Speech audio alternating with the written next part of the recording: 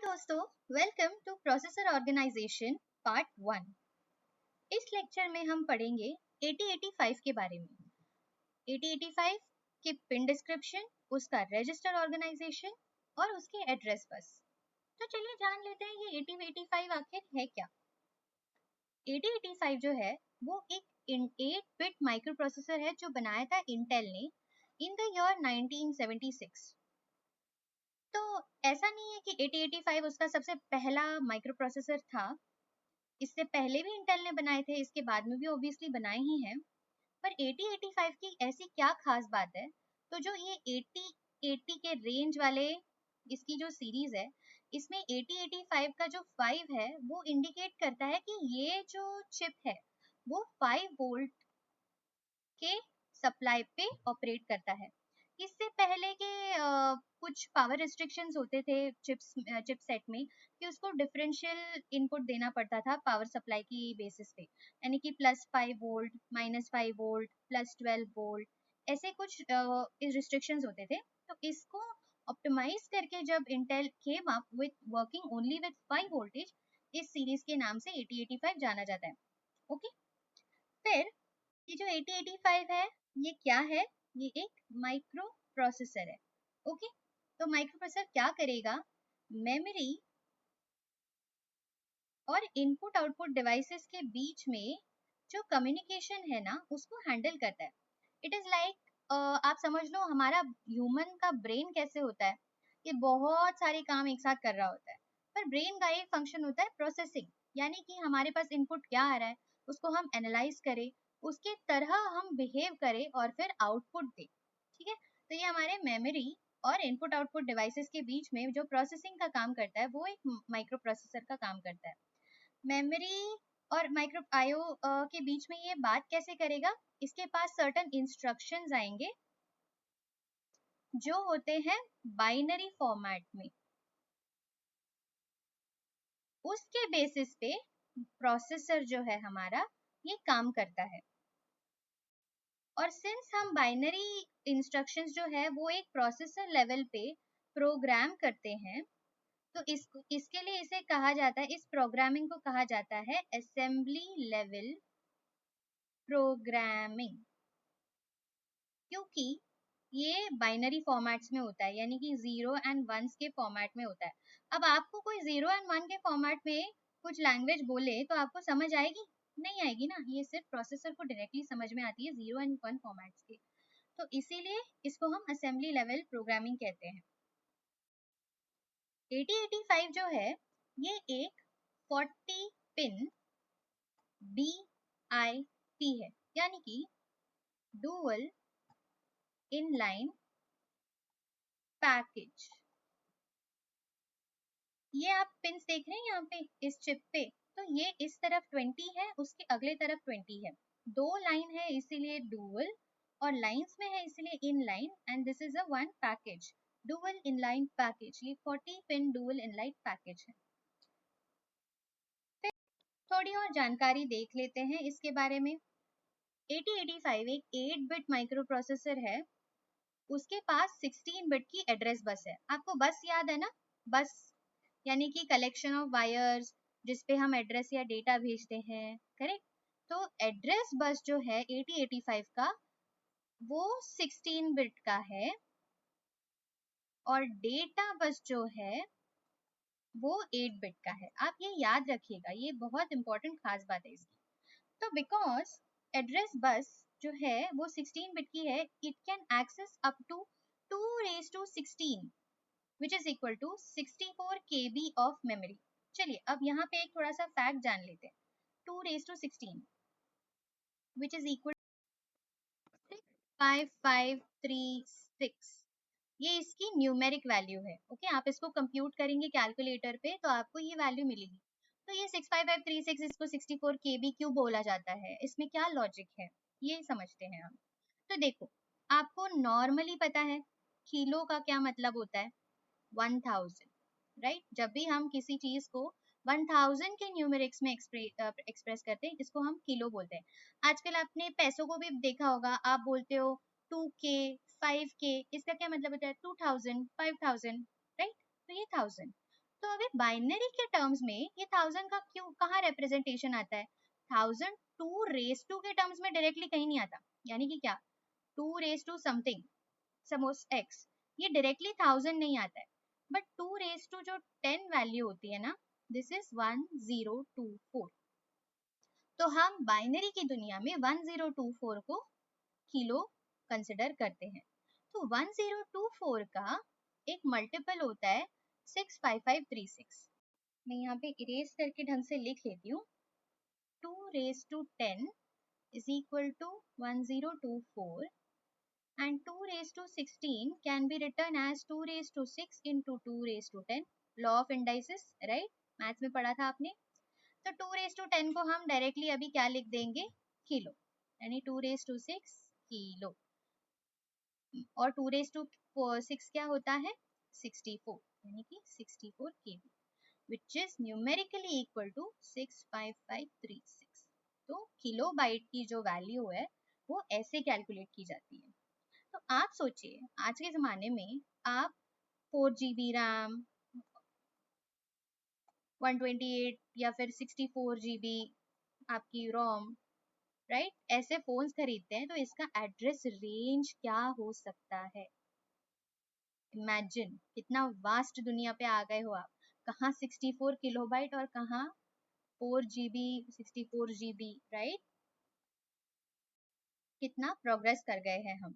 Okay, फिर जो हमारा एड्रेस बस है, ये डेटा बस है, सॉरी, जो डेटा बस है 8 बिट, ये हम मल्टीप्लेक्स कर लेते हैं किसके साथ? एड्रेस बस के साथ। अब देखो A0 to A15 address bus है और D0 to D7 data bus, पर जो D0 to D7 है ना, वो ऑल्टरनेटिवली A0 to A7 का भी काम करता है। ये हम पिन डिस्क्रिप्शन में मैं आपको बराबर से समझाऊंगी।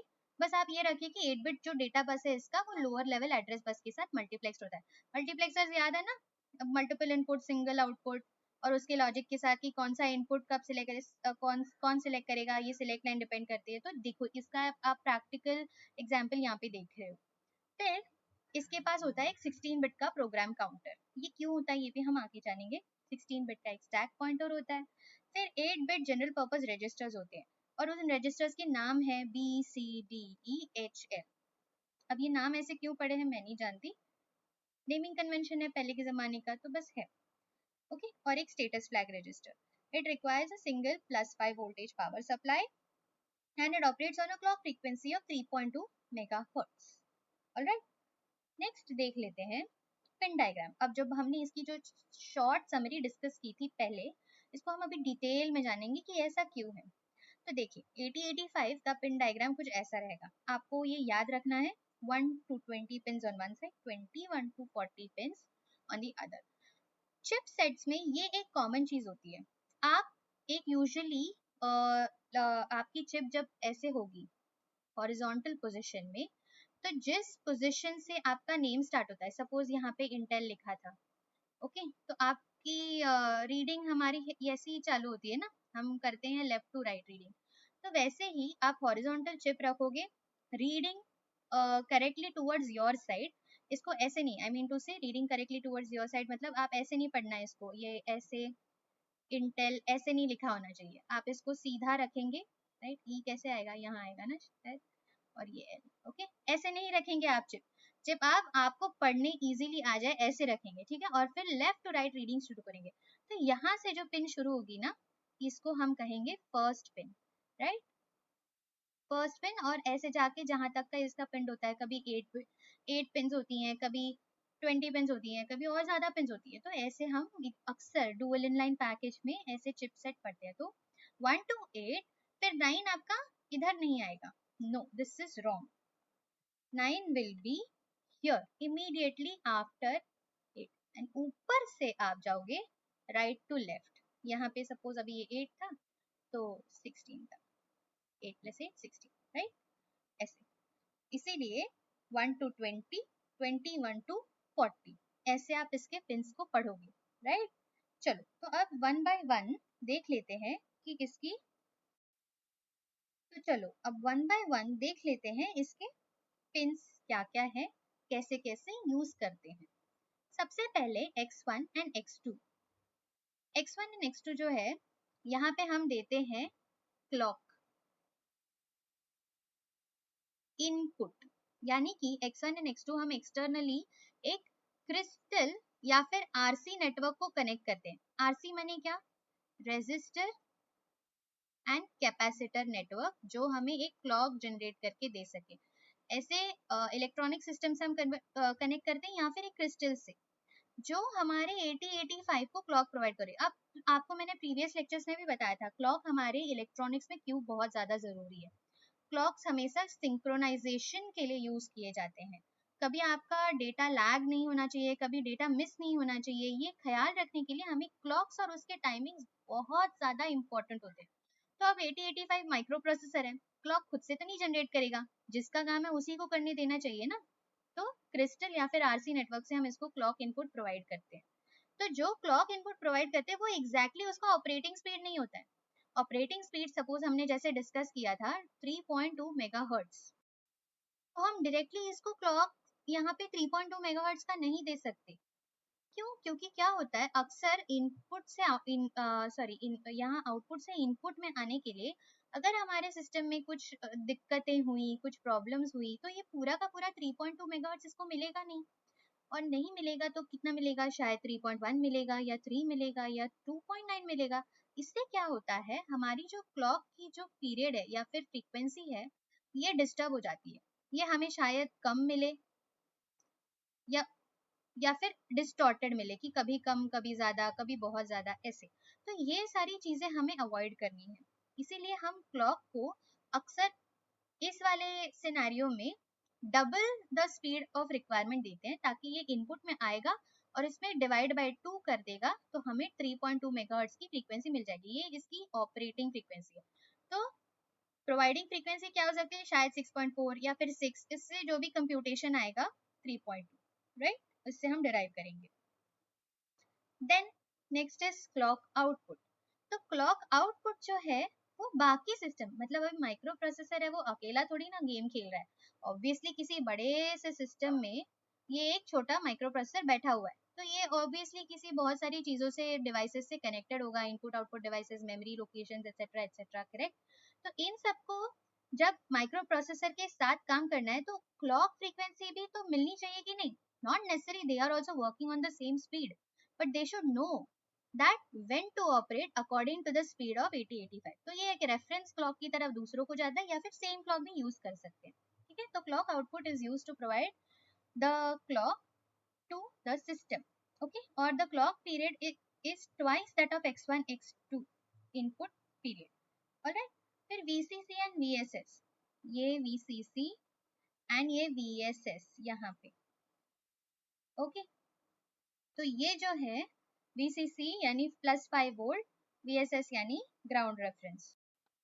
आप इन दोनों को इंटरचेंज नहीं कर सकते। VSS को 5 वोल्ट, VCC को आप ग्राउंड दे दो, नहीं चलेगा, आपका माइक्रोप्रोसेसर नहीं चलेगा, बंद रहेगा। ठीक है, जिसका काम है उसी को करना चाहिए। VCC और VSS, इसको 5 वोल्ट सप्लाई एंड VSS को ग्राउंड रेफरेंस मान लीजिए। Next is reset out. Reset out, reset out that indicates CPU is being reset, यानी कि हमारा प्रोसेसर रीसेट कंडीशन में है। Can be used as a system reset, यानी कि हम इसको output to the rest of the system भी दे सकते हैं कि भाई तुम भी रीसेट हो जाओ। रीसेट का क्या मतलब है? सारे वैल्यूज 0 हो जाते हैं।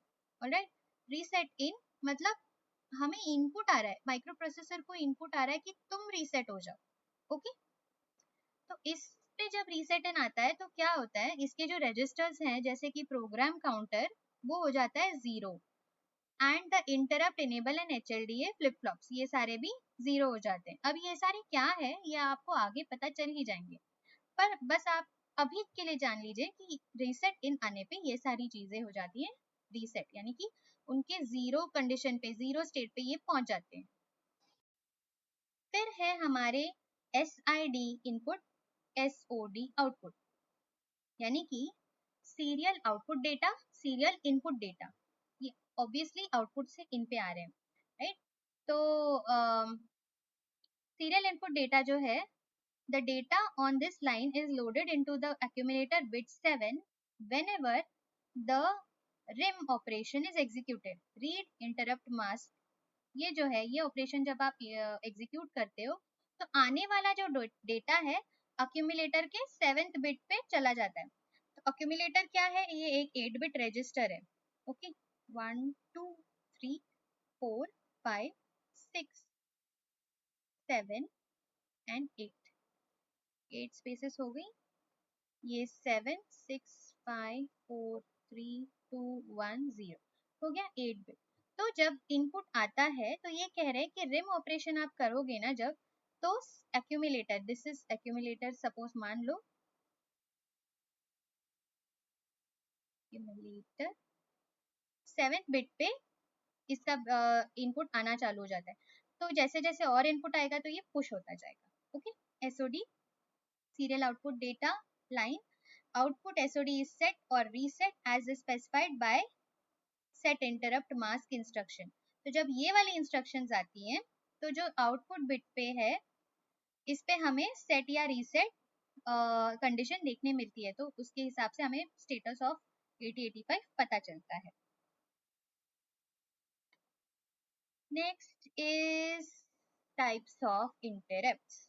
ये जो है RST 7.5, 6.5, 5.5. तो ये सारे जो हैं ये मास्केबल इंटरप्ट्स होते हैं.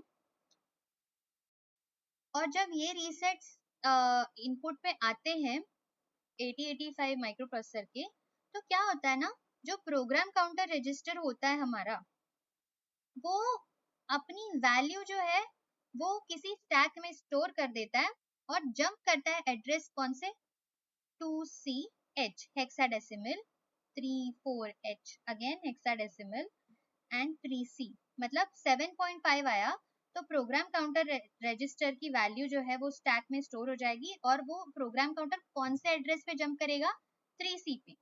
6.5 आया तो अपनी वैल्यू जो भी है वो स्टोर कर लेगा, जंप कर लेगा 34 पे और 2C पे.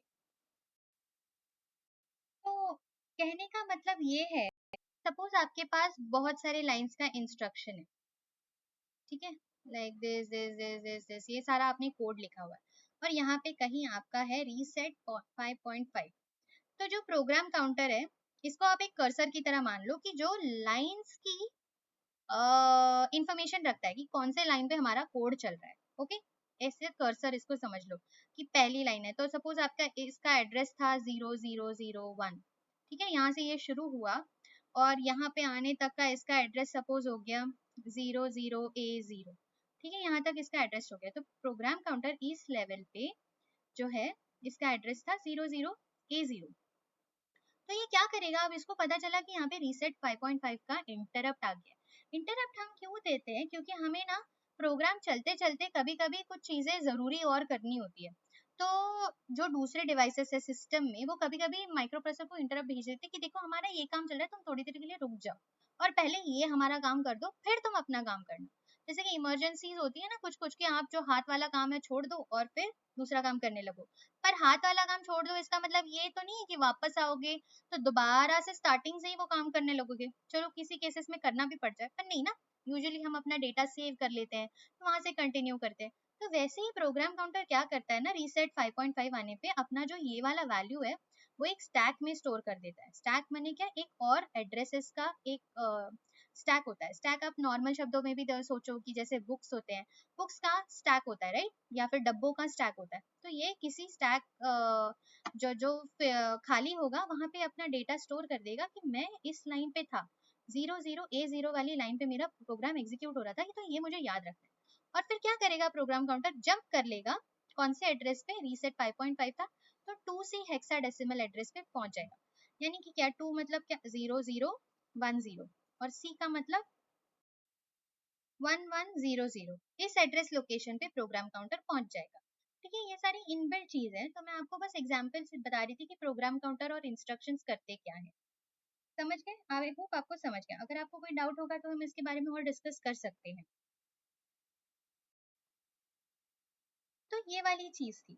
और रीसेट्स इंटरप्ट्स में प्रायोरिटी सबसे पहले किसको दी जाती है कि 7.5 सबसे ज्यादा प्रायोरिटी वाला होता है, 6.5 उसके बाद, 5.5 उसके भी बाद लास्ट में, और ये सारे जो इंटरप्ट्स हैं उसको INTR से भी ज्यादा इंपॉर्टेंस दी जाती है। यानी कि चलो मान लो कि सबसे पहले कोई इंटरप्ट किसी किसी डिवाइसेस ने माइक्रो प्रोसेसर को एक साथ 2-3 इंटरप्ट भेज दिए अलग अलग टाइप की, तो सबसे पहले वो किसको एड्रेस करेगा, जिसने 7.5 वाला इंटरप्ट भेजा है वो पहले उसको एड्रेस करेगा, फिर 6.5 वाले पे जाएगा, फिर 5.5 वाले, और फिर INTR पे जाएगा। Next is trap. Trap is a non-maskable interrupt. When this interrupt is received, the processor saves the content of PC register to stack and branches to 24 hexadecimal address. और नॉन मास्केबल इंटरप्ट का क्या मतलब होता है कि ये इसके ऊपर आप कोई और एग्जीक्यूशन नहीं कर सकते हो, किसी इंस्ट्रक्शन की एग्जीक्यूशन नहीं कर सकते हो। बाकी जो थे वो मास्केबल इंटरप्ट्स थे।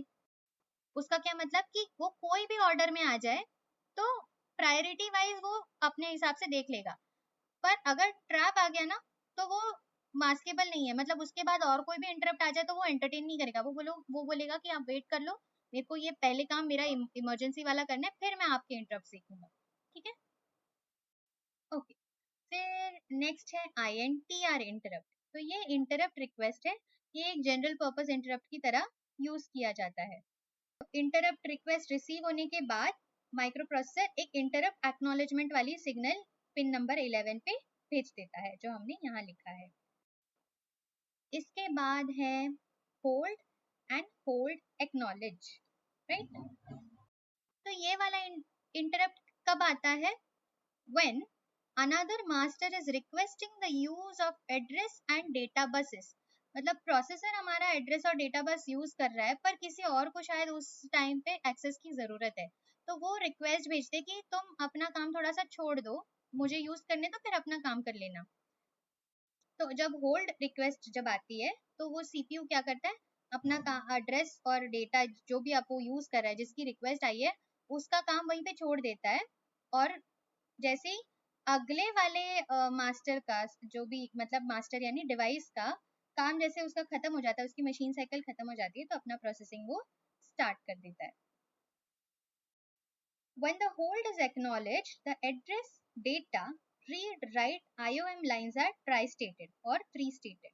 Tri-state मतलब क्या होता है, बाइनरी में एक स्टेट होती है called condition Z।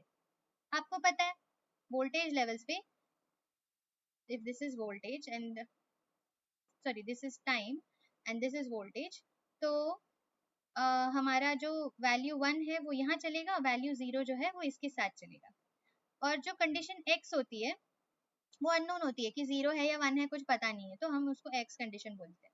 But Z क्या होती है, Z यानी सस्पेंशन स्टेट होती है, मतलब कुछ वैल्यू नहीं होती, ना वो 0 होता है ना वो 1 होता है, वो एक ट्राई स्टेट उसको हम कहा जाता है। ट्राई स्टेट मानी क्या, third state, not 0 not 1, it is a third state, उसको हम पता ही नहीं कर सकते कि वैल्यू क्या है वहां पे। ठीक है, और उसको हम इंडिकेट करते हैं Z से। तो जब होल्ड रिक्वेस्ट आती है और जब इसको CPU एक्नॉलेज कर देता है, तो जो एड्रेस है, डेटा है, रीड राइट है, IOM लाइन्स है, वो ट्राई स्टेट में चली जाती है। नेक्स्ट है, हाँ अब हमारा इंटरेस्टिंग पार्ट आ गया, ये रहा AD0 1 2 3 4 5 6 7, then A8 A9 A10 A11 12 13 14 15। Left hand side पे लिखा है AD, राइट हैंड साइड पे लिखा है ओनली A। तो ये देखो यहाँ पे एक कमाल की चीज की है 8085, हमारा डेटा तो बस 8 बिट का है, पर एड्रेस जो है वो 16 बिट का है ना, तो आप 8 + 16 24 लाइंस, बाप रे इतने सारे पिन 40 पिन में वेस्ट कर दोगे। तो क्या किया इन्होंने, एड्रेस बस की लोअर हाफ को इन्होंने डेटा के बिट से मल्टीप्लेक्स कर दिया, यानी कोई तो सिग्नल होगा, स्टेटस सिग्नल, जो इसको कंट्रोल करता होगा कि बता रहा होगा कि एड्रेस या डेटा से जैसे काम करेगा। इसीलिए लेफ्ट हैंड साइड पे हमने लिखा है AD0 to AD7 और राइट हैंड साइड पे ओनली एड्रेसेस। और जो सिग्नल है जो बताता है, यानी कि सिलेक्ट लाइन जो है हमारा यहाँ पे, वो है ALE, दिस वन, राइट। तो ये यहाँ पे जब पॉजिटिव होता है that indicates AD7 to AD0 are operating as address bits. Then next is read write and ready. Read, यहाँ पे हमने सब जगह लिखा है आउटपुट 3 स्टेट एंड इनपुट. तो 3 स्टेट मतलब वही कि ये जो लाइंस है that can indicate voltages of 0, 1 and Z condition. तो रीड क्या इंडिकेट करता है, किसी मेमोरी लोकेशन से या किसी डिवाइस से आपको डेटा रीड करना है. राइट इंडिकेट करता है किसी मेमोरी लोकेशन या किसी डेटा को आपको राइट करना है कि वहां पे वैल्यू आपको भेजनी है. और रेडी इंडिकेट करता है कि ये जो हमारा माइक्रो प्रोसेसर है ये रीड और राइट दोनों में से कोई भी ऑपरेशन करने के लिए अभी तैयार है. यानी कि इस बस को, डेटा बस को आप कोई यूज ना करें, ये सिर्फ राइट एंड रीड ऑपरेशन के लिए यूज होगी फिलहाल. ठीक है, ये रेडी कंडीशन हमारी बताती है. Next is IOM bar. Okay, M बार है, याद रखिए. When IOM bar is logic 0, it means that the address is sent out by the processor is for addressing a memory location. क्योंकि M बार है, right, M बार यानी कि इसकी value IOM बार की value 0 होगी. तो कौन सिलेक्ट होगा, मेमोरी सिलेक्ट होगी. एड्रेस हमारी मेमोरी की तरफ भेज दी गई है. And when IOM logic is 1, it means that address is sent out by processor is for addressing an IO port. ठीक है, फिर जब IO को एक्सेस करना होता है तो हम 1 भेजेंगे, मेमोरी को एड्रेस एक्सेस करना है तो हम 0 भेजेंगे, राइट. माइक्रो प्रोसेसर है ना, इसको इनपुट आउटपुट डिवाइसेस कनेक्ट होंगे, यहाँ पे इनपुट आउटपुट, यहाँ कहीं मेमोरी होगी, राइट. तो यहाँ ये जो है डेटा और एड्रेस बस है, तो हम IOM लाइन पे जब 1 भेजेंगे तो ये इनपुट आउटपुट डिवाइसेस को एक्सेस कर सकता है, जब 0 भेजेंगे तो मेमोरी को एक्सेस करेगा. All right. Then next is S0 S1 output. S0 and S1, तो ये जो है ना स्टेटस सिग्नल्स है S0 और S1. हमको ये ना मशीन साइकिल की वैल्यू बताते हैं कि हमारा मशीन साइकिल, अगर आप इस पे रीड करोगे डेटा तो आपको पता चलेगा कि ये रीड राइट ऑपरेशन में मशीन साइकिल पे कौन से लेवल पे. तो मशीन साइकिल का क्या मतलब है, देखो सबसे पहले तो आप इंस्ट्रक्शन देते हो. इंस्ट्रक्शन कैसे देते हो, आप ऑपकोड्स के थ्रू देते हो. ये ऑपकोड क्या होता है हम अगले चैप्टर में पढ़ेंगे. फिर आप मेमोरी रीड कर रहे हो, मेमोरी राइट कर रहे हो, IO रीड कर रहे हो. तो ये देखो ये पिन तो हमने डिस्कस कर ली कि ये बताएगा IO डिवाइस है या मेमोरी डिवाइस है. फिर S1 S11 है, तो इसका मतलब यहाँ पे ऑपकोड फेच हो रहा है, मेमोरी रीड हो रही है यहाँ पे 10 पे, 01 पे मेमोरी राइट हो रही है, और IO read because this is high IO. ठीक है, तो ये सारे स्टेटस पिन है जो बताता है या रीड या राइट ऑपरेशन चल रहा है depending upon what is this. ये सारे स्टेटस सिग्नल्स है. इस वाले पे देखिए, जब IO राइट है तो IO वाली पिन हाई है और राइट ऑपरेशन है, इसीलिए S0 1 है, करेक्ट. S0 यहाँ पे 1 है, तो S0 जब 1 होता है तो राइट ऑपरेशन चल रही होती है. इंटरप्ट एक्नॉलेज हो रहा है, तो इंटरप्ट कहाँ से आया है, हमारा IO से आया हुआ है. दोनों 1 1 है और इंटरप्ट एक्नॉलेज हमको मिल गया है, इंटरप्ट एक्नॉलेज बार हमको 0 मिल गया. हॉल्ट होल्ड रीसेट कंडीशन है, तो IOM जो है वो ट्राई स्टेट पे चले गए. और ये सारे देखो 0 0 हॉल्ट पे 0 0 स्टेटस सिग्नल चेंज नहीं हुए, 0 0 हो गए. होल्ड पे Z हो गया स्टेटस, और ये this is X, and reset पे बोथ इज X. ओके, तो हमें यहाँ पे कंडीशंस अननोन है यहाँ पे ये, और यहाँ पे IOM जो वाली लाइन है वो ट्राई स्टेट पे चल गई. ओके, हाई इम्पीडेंस भी कहा जाता है इसको. हाई इम्पीडेंस, इम्पीडेंस का क्या मतलब है, रेजिस्टेंस. बहुत ज्यादा रेजिस्टेंस उस लाइन पे बढ़ जाता है, इसके लिए कोई डेटा या वैल्यू यहाँ पे दिखाई ही नहीं देती क्योंकि रेजिस्टेंस बढ़ गया ना, हाई इम्पीडेंस. राइट, तो ये सारे थे हमारे पिन डिस्क्रिप्शंस ऑफ 8085. अब हम जानेंगे कि 8085 में रजिस्टर्स क्या होते हैं. अब हमने इतना सारा तो बात कर लिया कि इसमें रजिस्टर होते हैं, मेमोरी लोकेशन होता है, एड्रेस होता है, पर ये होता क्या है, इसका स्ट्रक्चर क्या है, वो विजुअलाइज कैसे करते हैं. तो देखिए 8085 का रजिस्टर स्ट्रक्चर कुछ ऐसा है. यहाँ पे आप समझ लो ये सारा एक बिल्डिंग है. ओके, बिल्डिंग है, बिल्डिंग का अलग अलग एड्रेस होता है, राइट. आप सब बिल्डिंग में रहते होंगे, आपके सबके अलग अलग एड्रेस है. तो सबसे टॉप फ्लोर पे है एक्यूमुलेटर. उसके साइड में है फ्लैग रजिस्टर, फिर B C D E H L stack pointer और प्रोग्राम काउंटर, और उसको एक्सेस करने के लिए एक डेटा बस है और एक एड्रेस बस है। ऑलराइट, तो अब बिल्डिंग है, फ्लैट है, इसका मतलब कुछ एरिया होगा जिसमें आप रहते होंगे, स्क्वायर फुट एरिया जैसे हम बोलते हैं कि हमारा घर इतने स्क्वायर फुट का है, उनका घर उतने स्क्वायर फुट का है। तो यहाँ पे देखिए अक्यूमुलेटर, फ्लैग रजिस्टर, ये दोनों 8 बिट 8 बिट, 8 बिट मतलब क्या, byte, right. B and C also 8 bit 8 bit, D E 8 bit 8 bit, H L 8 bit 8 bit, but next stack pointer and program counter total 16 bit, right. इसीलिए हमने इसको बड़ा, मतलब इन्होंने सपोज दो, किन किन के घर होते हैं ना जिन्होंने दो घर जोड़े होते हैं, बीच का गेट दीवार हटा देते हैं, राइट, वैसा एक स्टैक पॉइंटर और प्रोग्राम काउंटर का घर है, समझ लीजिए आप। डेटा बस, तो डेटा आपको याद है हमने कितने बिट का बोला था, 8 बिट का डेटा बोला था। तो हमको 8 बिट को रिप्रेजेंट करने के लिए 8 वायर्स लगेंगी, राइट, 1 2 3 4 5 6 7 8, राइट। तो 8 बिट का डेटा बस एंड 1 2 3, ये बताइए कितने बिट का होगा, टोटल 16 बिट का एड्रेस बस, राइट। मतलब डेटा भेजने के लिए हमको ये, और एड्रेस भेजने के लिए आपको 16 बिट बस की जरूरत होती है। तो अब देखिए इसके अलग अलग descriptions. Accumulator is an 8-bit register. Register is used to store 8-bit data and perform arithmetic and logical operations. Result of an operation is stored in the accumulator. The accumulator is also identified as register A. Okay? तो इसको A कह सकते हैं, इसीलिए आगे के नाम B C D E H L से हो गए हैं। General purpose registers, 8085 has 6 general purpose registers to store 8-bit data, that is B, C, D, E, H and L. सारे 6 general purpose registers हैं।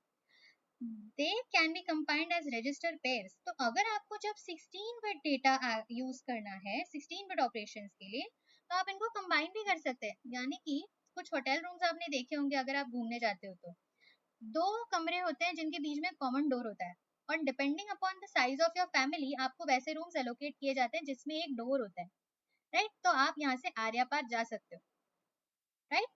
तो ऐसे कुछ कंडीशंस में जब आपकी फैमिली बड़ी है, यानी कि आपको 16 बिट ऑपरेशंस करने हैं, तो ये ऐसे डोर जो है आप समझ लो खुल जाता है, जिसकी वजह से हम इसको पेयर कर सकते हैं और यूज कर सकते हैं as a one single register, जिसको हम नाम देंगे B C D E and H L. आप ऐसे क्रिस क्रॉस कनेक्शन नहीं कर सकते यहाँ पर, वो याद रखिएगा। फिर आता है प्रोग्राम काउंटर, जिसकी हमने इतने टाइम से बात की है कि प्रोग्राम काउंटर ये, प्रोग्राम काउंटर वो। तो जैसे हमने पहले डिस्कस किया था, प्रोग्राम काउंटर एक कर्सर की तरह मान लो आप, कि वो हर लाइन की कौन से लाइन पे हमारा कोड चाहिए उस पे हमारा ध्यान रखता है। इसके वजह से क्या होता है, हमें बार बार ये नहीं होता, हम भूल नहीं जाते कि हम कौन से लाइन पे थे, हम कौन सा इंस्ट्रक्शन एग्जीक्यूट कर रहे थे। प्रोग्राम काउंटर की बदौलत ये सारा हमारे सिस्टम में ढंग से हो पाता है। नेक्स्ट इज फ्लैग रजिस्टर्स, जो हमने देखा था एक्यूमुलेटर की साइड में जो फ्लैग था। तो फ्लैग रजिस्टर भी क्या था, 8 बिट था। तो यहाँ पे देखिए आप 8 बिट्स है, D7 to D0, 8 बिट्स। और यहाँ पे कुछ वैल्यूज लिखी हुई है, हमने वेरिएबल्स लिखे हुए हैं S Z A C P C Y, और यहाँ पे कुछ खाली है। तो जो खाली जगह है ना, वो अनडिफाइंड जगह है, वो हम यूज नहीं करते हैं। ओके, वो पहले से ही वैसे है और आज तक वैसे ही है। और एस का क्या मतलब होता है, साइन। तो sign flag is set, that is 1 when the result of operation is negative. Negative ही क्यों, क्योंकि देखो आप पॉजिटिव वैल्यूज लिखते हो ना, तो आपको कुछ साइड में लिखने की जरूरत नहीं है, जैसे 56 लिखा, 85 लिखा, तो ये हमको पता है ये पॉजिटिव है। बट आप जब एक्स्ट्रा जब नेगेटिव वैल्यू लिखते हो -56, ये इंडिकेट करने के लिए हमको एक एक्स्ट्रा बिट चाहिए, इसीलिए नेगेटिव के टाइम पे साइन वैल्यू जो है वो सेट हो जाती है 1 पे। ओके, फिर zero flag is set 1 when the result of operation is 0। तो आप जब कोई अरिथमेटिक ऑपरेशन करते हो, तो ये जो D6 वाली बिट है वो 0 बन जाती है जब आपकी value of that operation is 0। auxiliary carry flag is set 1 when the carry is generated by digit D3 and is passed on to digit D4। चलो अब एक एग्जांपल दिखाती हूँ इसका कि 8 बिट है 0 0 1 0 1 1 0 0 देन 0 0 0 1 1 0 0 1 ठीक है। इसको आप ऐड कर रहे हो सपोज, तो ये 1 0 क्या हो गया, ऐड कर रहे हो, ठीक है, नॉट एंड, सॉरी और। तो 0 + 1 1, 0 + 0 0, 0 + 1 + 0 1, 1 + 1 1 carry 1, 1 + 1 1 carry 1 again, 1 + 1 carry 1 1 0, right. तो वैल्यू हमारी आई 0 1 1 0 1 1 1 1 0 1, right, this is the value. पर यहाँ पे क्या हुआ, देखो ये जो लास्ट 4 बिट्स है LSB और ये जो फर्स्ट 4 बिट्स है MSB, इनमें क्या हुआ, इस वाले बिट पे ये क्या था, D0 से स्टार्ट हुआ, D0 से D7 तक, मतलब डेटा 0 से डेटा 7 तक, this is D3 and this is D4। तो D3 के एडिशन के कारण D4 पे कैरी चला गया। ये 4 बिट्स के बीच में जो कैरी फॉरवर्ड हुआ है ना, इसको ऑक्सिलरी कैरी बोलते हैं। इसीलिए इसने बोला है कि ये जो D4 वाली वैल्यू है, यहाँ पे ऑक्सिलरी कैरी तब सेट होता है जब ऐसा कोई ऑपरेशन हम करते हो कि D3 के एडिशन या किसी भी टाइप के ऑपरेशन की वजह से D4 पे कैरी चला गया। आई होप आपको ये समझ में आ गया। फिर आता है पैरिटी फ्लैग। पैरिटी फ्लैग माने क्या, पैरिटी माने क्या अच्छा, तो हमारे जो डेटा होते हैं वो ना ऐसे सिर्फ जितना मैंने अभी छोटा सा 8 बिट डेटा दिखाया ऐसे नहीं होता। बहुत सारा डेटा एक साथ चला जाता है, फिर एक साथ और चला जाता है, और एक साथ ऐसे ऐसे ऐसे ऐसे, कभी लंबा पैकेट चला जाता है डेटा का, ऐसे ना बहुत सारा डेटा ऐसे लाइन पे चला जाता है। ये मैंने अभी ऐसे ऊपर नीचे माउंटेन्स बना दिए, पर ये नहीं ये एक्चुअली सिस्टम में प्रॉपर ऐसे बिट्स 0 1 0 1 के हिसाब से चले जाते हैं। तो इनमें ना कुछ चेकर्स होते हैं और उसमें से एक होता है पैरिटी चेकर। तो parity checker is one of the very old checks, जिसमें आप पता करते हो कि उस पैकेट में नंबर ऑफ वंस जो है, number of ones is even और ऑड। तो अगर इवन होगा तो उसको हम बोलेंगे इवन पैरिटी, मतलब नंबर ऑफ वंस उस पैकेट में इवन है, इवन पैरिटी, और नंबर ऑफ वंस उसमें ऑड है तो ऑड पैरिटी। फॉर एग्जाम्पल 0 1 1 0 0 1 1 0, इसमें नंबर ऑफ वंस कितने हैं 4, तो that means this is even parity. तो इवन पैरिटी है, इसीलिए ये पैरिटी फ्लैग जो हो जाएगा सेट, इस पे 1 आ जाएगी वैल्यू ये वाले बिट पे फ्लैग रजिस्टर में। और अगर सपोज एग्जाम्पल ऐसा है 1 0 0 1 0 0 0 1, यानी कि नंबर ऑफ वंस कितने हैं 3, तो ये हो गई ऑड पैरिटी, राइट। तो ऑड पैरिटी की वजह से यहाँ पे कुछ सेट नहीं होगा, ये 0 ही रहेगा, यानी कि उस पैकेट में क्या था, odd parity, odd number of ones थे। समझ आ गई। तो ये पैरिटी वगैरह, ये sign value, zero value, auxiliary carry, फिर ये रेगुलर कैरी है ना। When carry flag is set to 1 when carry is generated by any operation, यानी कि वो पूरा जब टोटल 8 बिट वाला एडिशन कंप्लीट हो जाता है, फाइनली एक और कैरी जनरेट हो जाता है, तो यहाँ पे हमारे यहाँ पे कैरी वाले जो बिट है ना वो सेट हो जाता है यहाँ पे, ठीक है। तो ये सारे ना हमारे एरिथमेटिक ऑपरेशंस के लिए बहुत जरूरी होते हैं कि हमको कुछ और चीज कभी चेक करनी हो तो हमें फ्लैग्स की बड़ी जरूरत पड़ती है। आप प्रोग्रामर्स बनोगे, आपको फ्लैग्स का इंपॉर्टेंस बहुत अच्छे से समझ में आता होगा कि फ्लैग्स हमें क्यों चाहिए होते हैं। कुछ कभी लूप्स ब्रेक करने होते हैं, कभी लूप्स को एनहांस करने होते हैं, तो हमें ऐसे फ्लैग्स की बड़ी जरूरत पड़ती है। और ये जो रजिस्टर है वो ऐसे कामों में यूज होता है, और अपने खुद के ऑपरेशंस में भी इसके काफी सारे यूटिलाइजेशंस होते हैं। Then next is address bus of 8085। Address bus तो हमने ऑलरेडी डिस्कस कर लिया था कि 16 बिट का एड्रेस बस है, यानी कि 65536 6553635 लिखा है इन्होंने because it is starting from 0, right. तो देखो 16 बिट 0 0 0 0 0 0 0 0 ऐसे 1 1 1 1 1 तक, तो मतलब 2:16 different numbers, right, that many you can access, that is 64 KB of data, right, 64 KB of address memory you have, right. Then typically data bus कितने का होता है 6 और 8 और 16 बिट्स का होता है। 8085 में हमारे पास 8 बिट का डेटा बस है, यानी कि उसके कॉम्बिनेशंस कितने होंगे 2 raised to 8 which is 256, right. और डेटा बस जो होती है हमारी बाई डायरेक्शनल होती है, फिर next is control bus, right? Control bus are various lines which have specific functions for coordinating and controlling the microprocessor operations, जैसे कि read write lines, single binary digit, control whether memory is being written to, data stored in memory, or read from, data taken out of memory. Correct? ये सारे control bus के options होते हैं. बस हमने पढ़ी थी इनिशियल चैप्टर्स में, 3 types of buses, address bus, data bus and control bus. तो ये सारी तो बेसिक ऑपरेशंस होती हैं. तो 8085 में ये सारी प्रेजेंट है और इनके आपको बिट स्पेसिफिकेशंस भी अब पता है. ओके, तो आई होप आपको ये इंट्रोडक्टरी चैप्टर 8085 का समझ आ गया होगा और अच्छा लगा होगा. तो मिलते हैं नेक्स्ट लेक्चर में इसके बारे में और जानने के लिए. Till then, bye bye.